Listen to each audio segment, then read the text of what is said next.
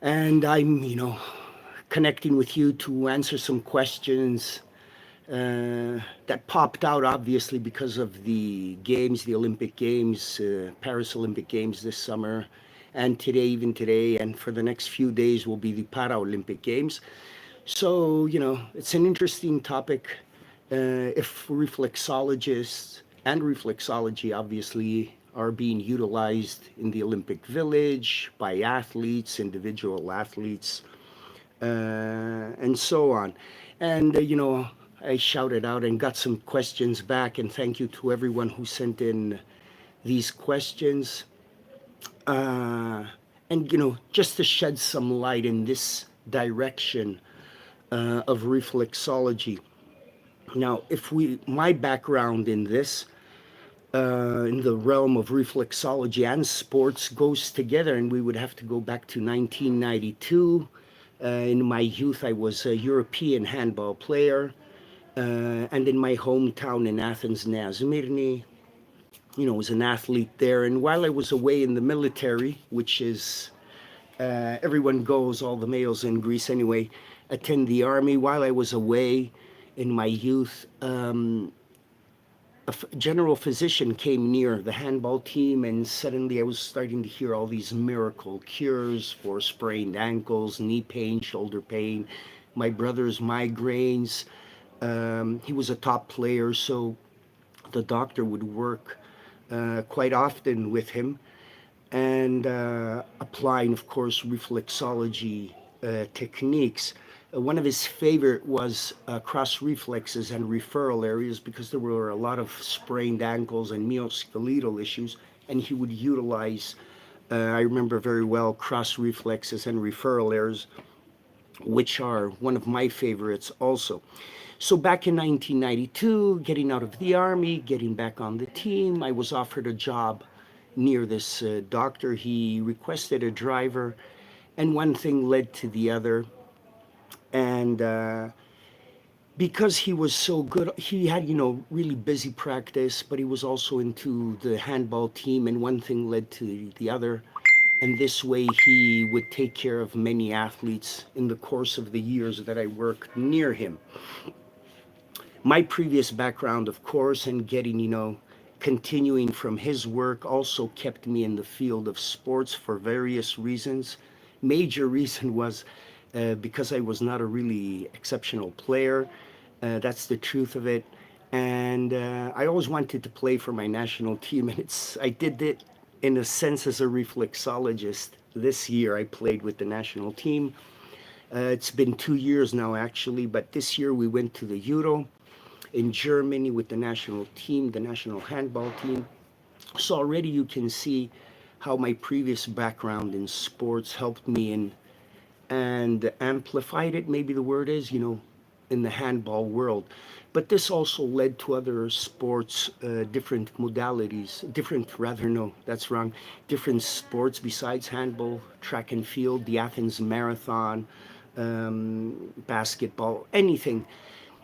And I remember I just want to bring in here whenever you're entering a different sport, a sport maybe you don't know, you really have to learn the sport first of all, and then learn, the demands, maybe speak to an assistant coach, and then start focusing on your one player or the players. So you learn, after learning about the sport, you will have to learn about the players in the sport, and then see how you can further help them on with reflexology. So yeah, it was from 92 until 2 years ago. It's been quite a while, and a long history in reflexology and sports. Now, if we were, a question I got from people is, what is sports reflexology? And the question that came in from Mike from the USA was, reflexology, maybe reflexology is just reflexology and not pregnancy reflexology, palliative care reflexology. There are so many directions, and Mike is asking himself, maybe the same for sports reflexology. It's still just reflexology, and I will have to agree with him. Like when we apply our techniques and approach the reflexology map on an individual, it has to be basic reflexology.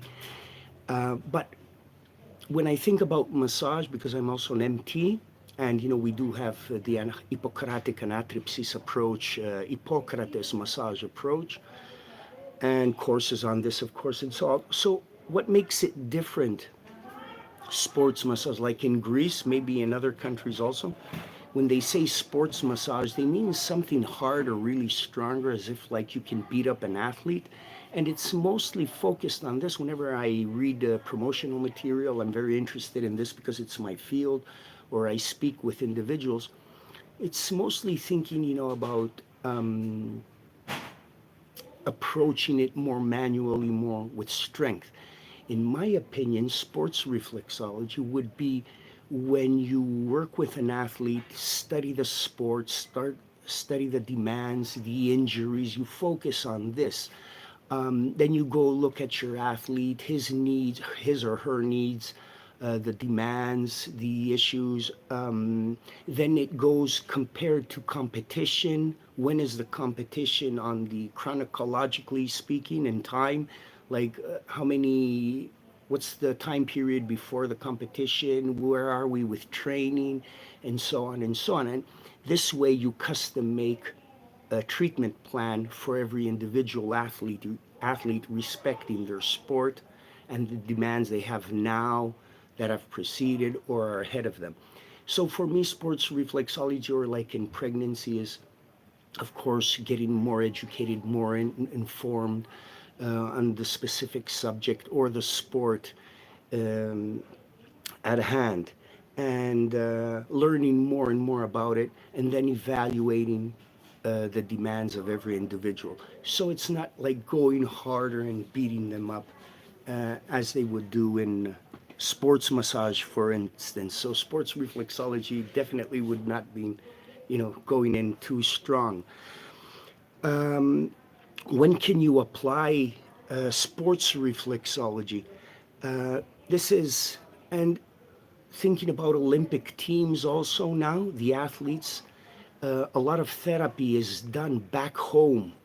So you could do work again in this period before competition, because it's evident, I imagine you understand, that all the athletes, either in an individual sport, a solo sport like track and field, running, something like this, compared to maybe a team sport, all the athletes that attend the games have to be in their maximum health, salubrious, because the Latin quote for the Olympics is altius, siltius, fortius, faster, stronger, higher, and maybe for the therapists it would be salubrious, to give them health, wellness, well-being. So definitely before the games, the competition back home, and this is where most of the work is done, because a small amount of therapists follow the Olympic teams, as you will see. And this is the major difficulty for a massage therapist to attend the national team, and even more difficult for a reflexologist. But we'll get to this. So you have work to do back home. Then maybe if you're lucky enough, you follow the team or the athlete on the road. Maybe you have to take care of a chronic issue, attend to it. Maybe you have to keep their reflexes, at alert or heightened. Depends. You have to lay it down. It's custom made for every individual. Uh, so it could be like many teams are abroad training, preparing. Like maybe the sailing team could be a month before. Equestrian teams with the horses, right? They could be a month before. Also, track and field, 15 days, something like this. Um, and it always depends on the team and the country, meaning how important, like the national basketball team of the USA. They have, like almost everything. There's money, there's attention. They stay in their own hotel. They don't stay in the Olympic Village. And again, even the American Olympic team, they stay outside, usually outside the Olympic Village, and they have their own exclusive facilities for their own. So, as we were saying, you might be with the athlete. He might travel a month before. He might travel 2 days before the opening ceremony. And then until his performance day, his competition day comes along, you might, on and off, you might be working with him. Already, you should understand that to have a nutritionist, a psychologist, a sports psychologist, there are many modalities, a massage therapist, a physiotherapist, a chiropractor, you name it. Now, not everyone can come along, so they would have to cut down on how many people will attend with the group to travel of athletes and the staff. So we were at just before competition. Sometimes therapists, even a reflexologist, will be at the court. I remember the story of a Spanish reflexologist. He was working with a famous tennis player, and he was at the game just in case he would be needed. Of course, he would take care before and after the game, pre and post game competition. So there is a case as a therapist, not popular to be a reflexologist at the court, though in my experience, but remember, I'm on the Greek national team as a therapist in general. Yes, they do know I'm a reflexologist and this is my strongest asset. So somebody might digestion issue that day, stress, maybe an issue with breathing, his diaphragma, maybe a musculoskeletal issue. I will apply fast track reflexology like Ingham trains in her books. And of course, the body work that I do. And then, of course, after the competition day, maybe you have an athlete that's over, he just needs something, to relax after his competition, but maybe you're with an athlete that has many games ahead of him or a team. So this is continuing work. You might be working with the team as long as they're playing until the final. That could be something between 10 days to the whole length, which would be something like 20, 25 days ongoing.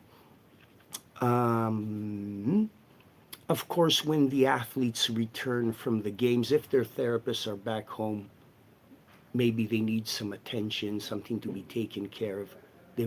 This will be taken care of by the therapists that are back home, wherever they came from.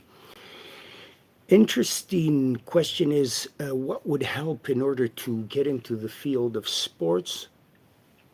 Definitely to gain experience. You have to start low. You're not going to start with a star player or a star team. You will start working locally and then growing, and definitely what plays a major role is bringing in the results, and then you get word of mouth. For me, it doesn't matter how much Instagram you have, how much YouTube, like I'm doing now, it's the results always. Ingham writes this in her, Eunice Ingham, pioneer of reflexology, making sure we all know what we're talking about, describes this in her books also, that it's very important. Word of mouth, bring in the result, whatever it is. Another interesting topic as therapists is always to specialize. So maybe people could say, like, just for example, in my case, Spiro specializes in European handball. Yes, this is true, and it does help a lot. Of course, I've worked 10 years, maybe over, with the Athens Marathon with many of my Greek colleagues. We would go and volunteer to promote the reflexology and gain experience, of course. So, always, if you're interested in this direction, volunteering to offer these services would be the way to go in creating a network. Now, people will say, oh, Spiros, volunteer, give it away for free. Yeah, I agree. I agree with you. Been there, and remember, I was working from '92 with the doctor, so I've been, through an era where there was no Instagram, Reels, posts, Facebook. I've seen it all. But what really helped me in sports and in my private practices was always word of mouth. And I remember that, like, about in 2008, I put an advertisement in Runner's Magazine in Greece. I paid a sum of money, And the magazine was a monthly magazine, a very specific magazine for marathon runners. Point is, nobody called, didn't receive one phone call. So I said to myself, hey, why don't I go to these weekend marathons that they do, maybe 10K, 20K, something. So I would get in contact with the organizers, and I thought, how much money did I invest in this advertisement? This amount. I broke it down in treatment hours, and I said, all right, let's say it's 10 hours of work, the money I gave to the magazine. I will give 10 hours of work a month to these events, athletic events. And this is where I would communicate not with the person I was giving the treatment to, but to all the other athletes around. And this, I think, helped me in the long run in my work, that people got to know me and feel my work. So this helped me in this way. So definitely gain experience from the sport. Let's say you get into water polo, you will have to read up on it. There are anatomy books focusing on each individual sport, which I find interesting. It's always good to talk with the athletes themselves or with the coaches. What are popular demands? What are the needs? What is the nature of the sport? And so on. Let me just close that. All right. Getting down to the Olympics, how does it work? Well, think of the American Olympic team, and massage is famous many years now, decades actually. And I find it interesting that the massage therapists of the Olympic team are volunteers, and they pay for their own flight, their own expenses, something that I didn't do when I was with the Greek handball team. And I found this so interesting. Like, they would go to Tokyo or wherever, and they would still have to pay for some of their expenses. Hopefully they were staying, as I said, the Americans not in the Olympic Village, but they have their own village somewhere in the hosting country, the city, wherever the Olympics are held. And I just want to say, like, with the athletes, there's a specific number, and then you have a specific number of staff members to follow along. Now, there are cases, which is the most common, that there's not enough room for everyone to stay in the Olympic Village, which makes the role of the therapist very interesting, because I, as a therapist, have to be close to the athletes. So let's say if I was in Paris with the Greek Olympic team, but I had to stay outside, maybe I would stay inside, but like I said, there's not enough spots. Maybe I would have to stay outside, and maybe assistant coaches stay outside. Or maybe for the football team, they bring 5 extra athletes because you might have an injury, and they stay outside of the Olympic Village. And in the case that the coach needs them, then he has an injured player. The injured player leaves the Olympic Village. One of the 5 players that they have somewhere staying inside Paris, in this example, because the games are there now, they would just enter. Or I remember the country of Kyrgyzstan this year. I was looking always on the news for the Paris Olympics, for news relating to therapists, and there was issues with the delegation of Kyrgyzstan, because people were complaining, oh, why are they staying inside, and why is he and he staying, or she staying inside? So you see, it's a big deal to actually live in the Olympic, to stay in the Olympic Village. So this is where cuts begin. So you would really have to be important in order to enter the village. Now, just to give you another example, the Olympic medalist Noah Lyles, I think, hopefully I pronounce his name correctly, after he had won, there was a wonderful article, like, Noah got a text from his girlfriend, and she is the Jamaican runner Junelle Bromfield. Now, the text was at 2 in the morning. Noah had already his Olympic medal, and his girlfriend texts him and says, honey, something like, honey, I forgot my shoes at my massage therapist's Airbnb. Can you please dash off and get them and bring them to me?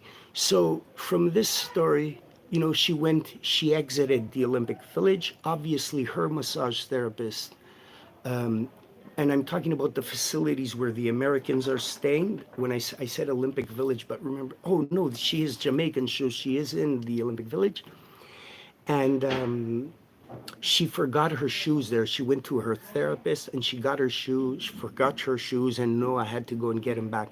Now, in my head is, okay, she brought her own therapist along. She had to pay. Obviously, somebody had to cover these expenses. Was it the individual therapist? Was it the athlete? Was it the Jamaican Association of Sports? Who covers, questions? But she was staying outside of the village. And, just to bring it to your attention, the difficulties to enter a team, to stay near the team, there's always so many things to consider. So these are already difficulties because the numbers are low, and it depends on the country you're working with, the sport.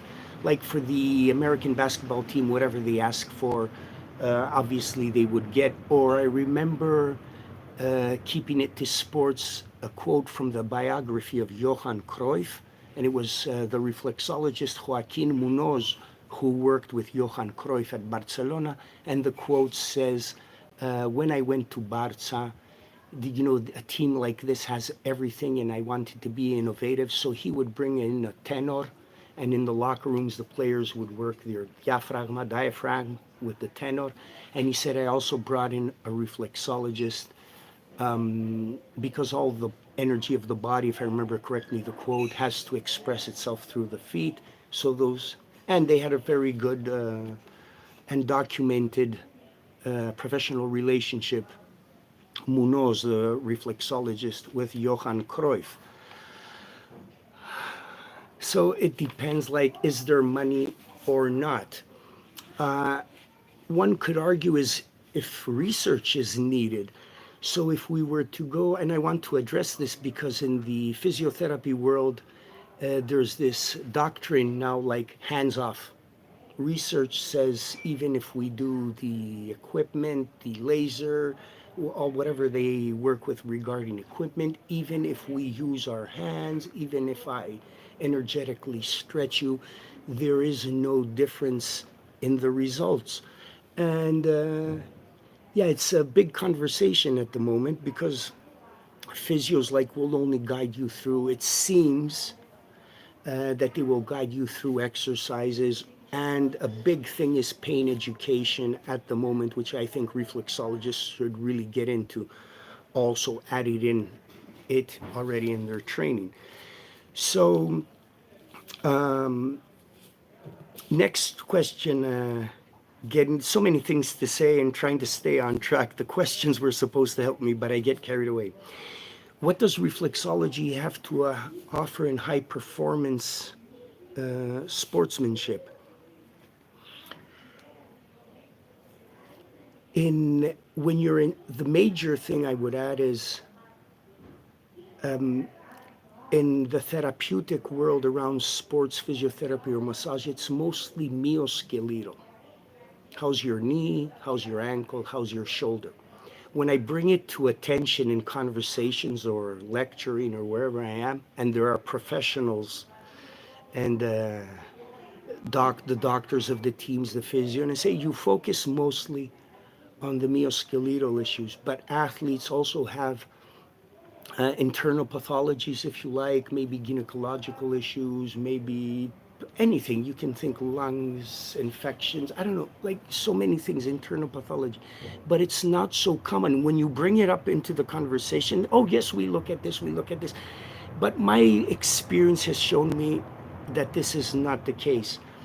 So I think that reflexology will definitely have a more holistic approach regarding internal pathology, and of course complement the musculoskeletal issues because the athletes are already receiving therapies from the other professionals. Think like when I'm with the men's handball team, our star player, he's also a reflexologist, was injured in a training. Now, I was watching the training from the stands. My daughters were with me, and they know about my relationship with all the players, but especially with this reflexologist player. He was my student. I love the guy. And my daughter said, "Hey, Christos just injured himself. Aren't you going to go and see?" And I said, "No, girls, the doctors were rushing in, the physios, everybody was on him, like 5 professionals. I have no job there. I'm observing from a distance how they are reacting, how my student is reacting. And, I'm just waiting for my turn. I know that these professionals have to take care of everything, and then I will jump in and do my thing." I also would add in regarding reflexology and the therapist in general is this: the coach will ask the team or the individual athlete, "How are you feeling? How are you doing?" Now, in the world of team sports and others, maybe, the athletes will say to the coach, "I'm good, no problem." When they come to the treatment room, "How are we doing today? Do you need anything?" "Oh, my knee, I have pain here, I have my shoulder." Why are there different answers to the coach or to Spiros in this case? And it's because they might not qualify to compete. So the coach so that's why we have a different answer. "Coach, I'm good, no problem. Spiros, take care of this." And this raises another philosophical, interesting question, which I share with many professionals: is when is a player, an athlete, injured? And because you see on game day, many athletes take medication, painkillers, um, they feel pain, yet they jump into the competition. So it's an interesting question. And with our work through the feet and mechanisms of pain, how they work, these mechanisms regarding nociception and the expression of pain, I think reflexology has a lot to offer, and it has to do with the feet. So, and of course, finishing off for what does it have to offer in high performance? That extra length to jump, to go faster, to be a bit stronger, the psychology, the pampering. It's all these details. Once you reach this high level, it's all about the details. Uh, and I think therapists have this role to play in their work, but also with their presence. I got a question from Anna here in Greece. Is it rewarding? Thank you, Anna. Well, if you think about money, I'm going to say no. You would have to find a sponsor. Sometimes we hear about athletes that have done well in their finances, and they offer, something extra. Um, but I would say no. Haven't found it. Eventually, sometimes, like you would really need to get next to a star player that has this kind of amount of money. I remember a French reflexologist, massage therapist. He was with those bicyclists, Tour de France thing. And besides being a therapist, he would also do chores, cleaning, washing, supporting the athletes all the way, not just, reflexology and massage, many other things, because all day they were on the road. And the daily amount of money was like something like €100 a day. And like for me, compared to office work and after taxes, it's not like you don't do it for money. All right, just getting straight to that. Does it give you satisfaction? If you're that kind of person, definitely. Do you jump on the wagon of the athlete for his dream to achieve, this like a fight to become better, or to achieve their goal? Yes, 100%. Youth, they're young, or they feel young. Even mature athletes, just getting into the competition, according to Hippocrates, has to do with the humor of sanguine. So you're young because you try to achieve, and this is great. Do you promote reflexology? Yeah, major sports events.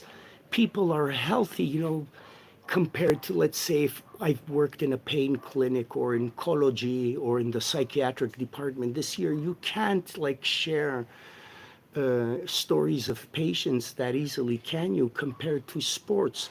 Like the world of sports is about health, it's about youth, it's about, exceeding, becoming better and better, and we can share these stories. So yes, is it something like a life experience? Yes, for me, I was trying like for around 25 years to get on the men's handball team. It was worth it. What will I do from now on? Well, if I want to do more promoting or marketing for myself in such a way, or maybe for the money, as maybe you're thinking about, independent of where you live in the world, I would get into the European football, soccer. Yeah, this is because it's the king of all sports. Did they have reflexologists with them?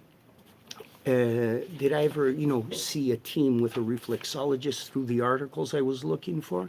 All the years that I've been into this, no, it's not common at all.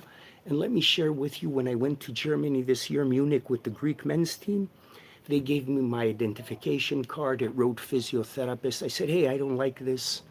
I will get in trouble in Greece and so on. And it's like imposter, like you're not doing this, but they describe you like this. And I said, they tell them to write reflexologist, complementary therapist, massage therapist. And for the Euro in Germany, I was surprised, because it's Germany. You would expect this with the naturopathy and all this, that they would have these descriptions for the staff of all the team. 24 teams went there, but they didn't. Not even the description. So it means for me that we have a long way to go, even to be recognized as a profession. The working hours, are you with one athlete? This is again from Greece, from Vasilis. Thank you for the question. What's the working hours? If you're with one athlete, you focus on him. Maybe you take care of the coach also. If you're with a big team, maybe like in my case, a handball team, you have 17 players. You have the staff, the coaches, because like maybe the man that takes care of the linen and the balls and the water, you would think that he's not a player. It doesn't matter for me. He's part of the team, so I take care of him also. And in my case, it was many hours. Like after my breakfast, I would be available until late in the evening. But this was me, right? And keep in mind, why did I work so many hours for free for the Greek men's national handball team? Because I wanted them to want me. I wanted to run this, this competition with them, be near them. So I gave it my best. But usually in the Olympic Village, it's, you would go, if you would be in the morning or the afternoon, maybe appointments. I remember there was, what's his name?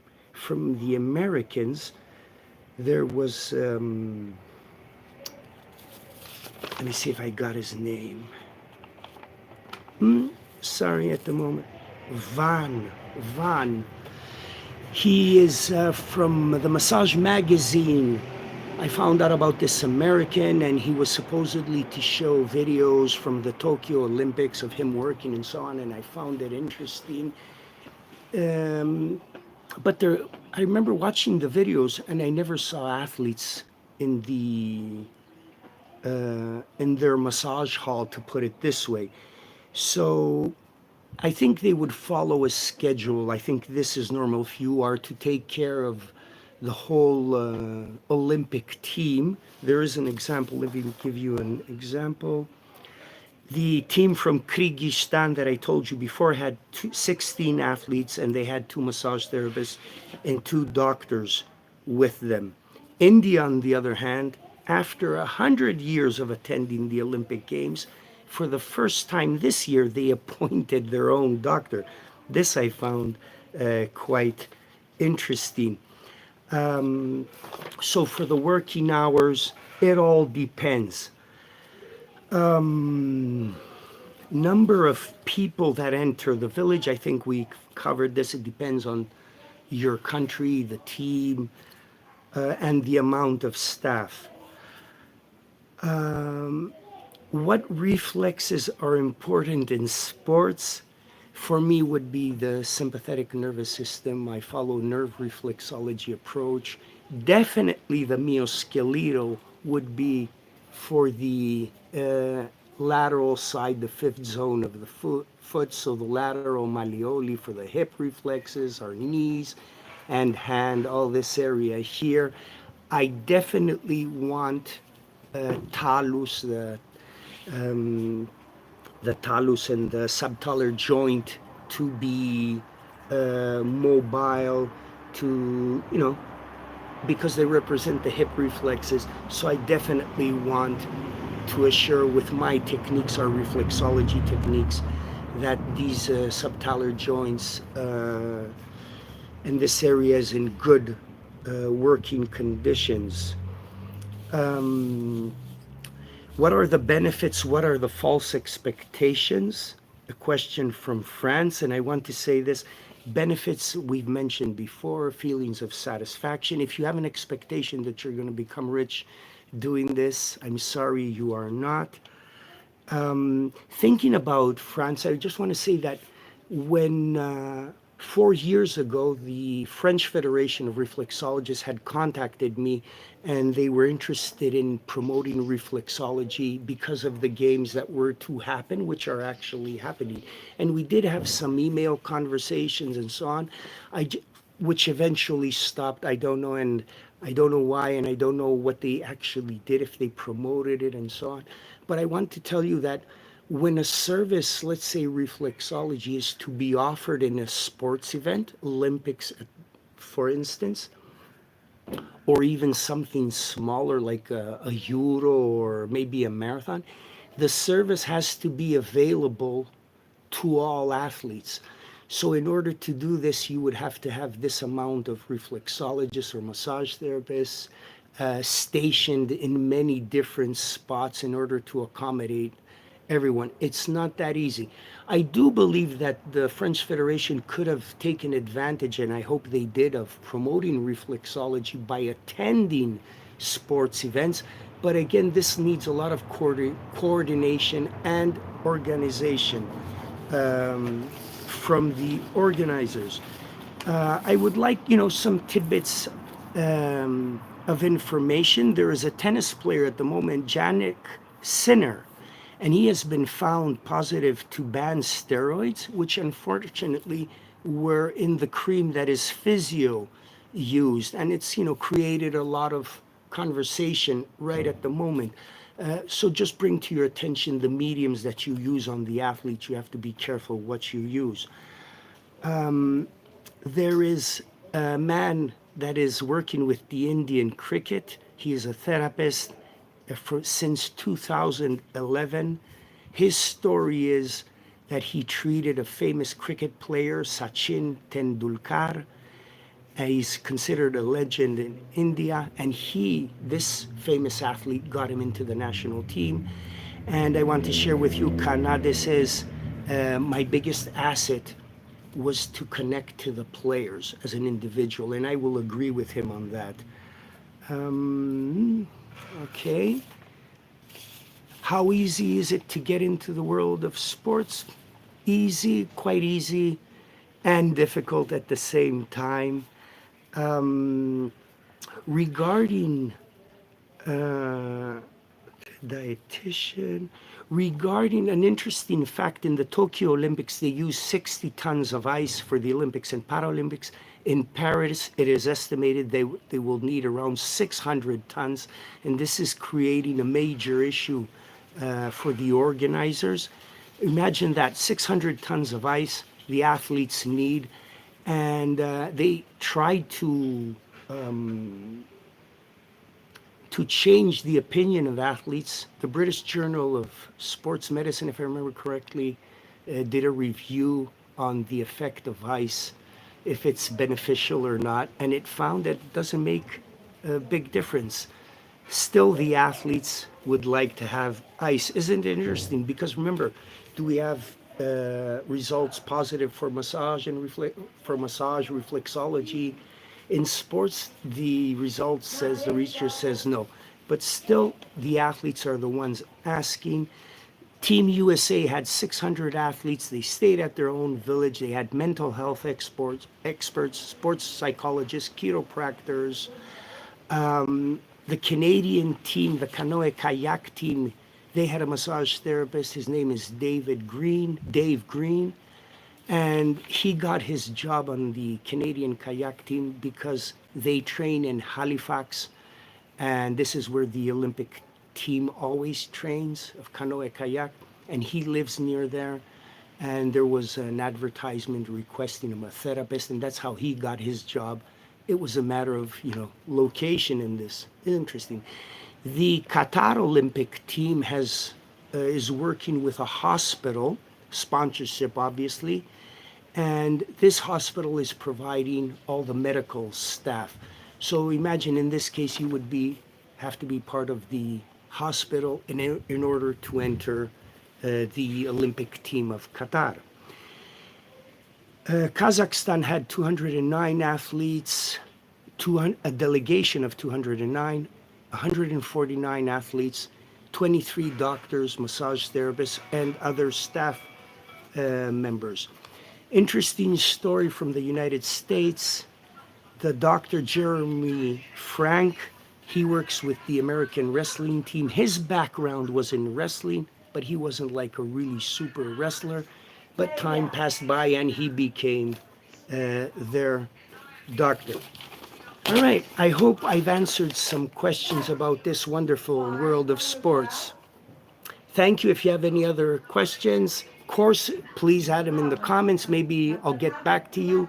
I plan on doing more lectures soon. I'm going to say goodbye from the village here in Sparta, Potamia, and some noise. It was quiet here in the village, but noise is starting off now. Have some courses coming up. End of the month is Poland, then London, and then going to France. Thank you, everyone. Bye-bye.